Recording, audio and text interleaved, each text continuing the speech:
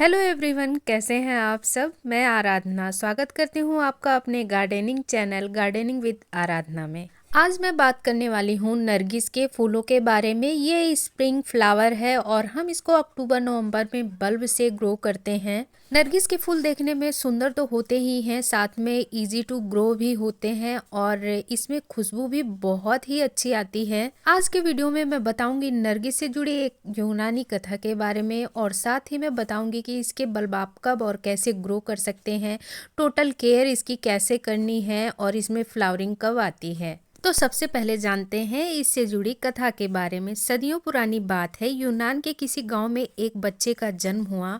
बच्चा इतना सुंदर था, उसके रूप को कोई भी देखता था तो वो मोहित हो जाता था। तो उसके माँ बाप ने उसका नाम नारिशस रखा।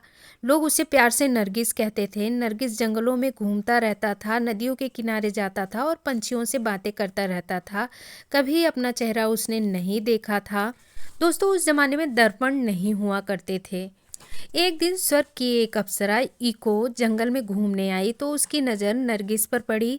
वह उसकी सुंदरता पर मोहित हो गई, नरगिस से प्रेम कर बैठी। उसने नरगिस के सामने विवाह का प्रस्ताव रखा, लेकिन नरगिस अपनी धुन में खोया रहता था और उसने उसके प्रेम प्रस्ताव को ठुकरा दिया।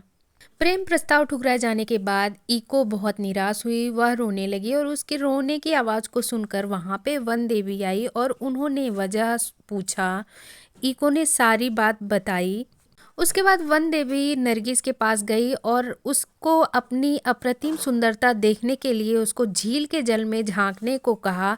नरगिस झील के पास गया और पहली बार उसने झील में अपनी सूरत देखी तो इतना आत्ममुग्ध हो गया कि वो देखते देखते झील के पानी में गिरकर मर गया।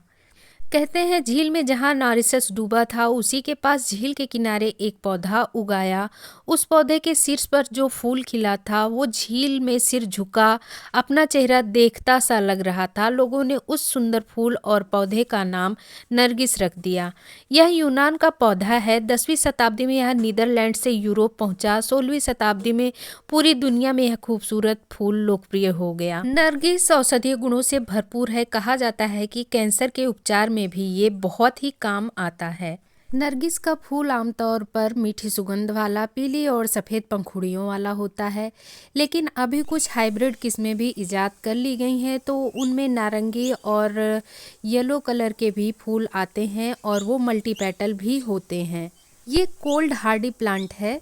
इसे आप बल्ब से ग्रो कर लेते हैं और इसको लगाने का सही समय फॉल सीजन अर्थात सितंबर से नवंबर के बीच होता है। नरगिस फ्लावर अम्लीय तथा अच्छी जल निकासी वाली मिट्टी में उगना पसंद करता है।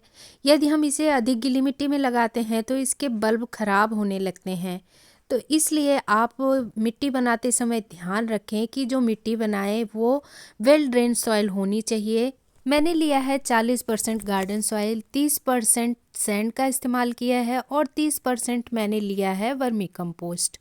मैंने नरगिस के बल्ब के लिए एक बास्केट का यूज़ किया है और मैंने एक 6 इंच के पॉट का भी इस्तेमाल किया है। तो देखते हैं कि कौन से पॉट में जल्दी फ्लावरिंग आती है। बल्ब लगाते समय ध्यान में रखना है कि जो पॉइंटेड पोर्शन है वो गमले में ऊपर की ओर रहे और गमले को आपको ऐसी जगह पे रखना है जहाँ पे सेमी शेड हो।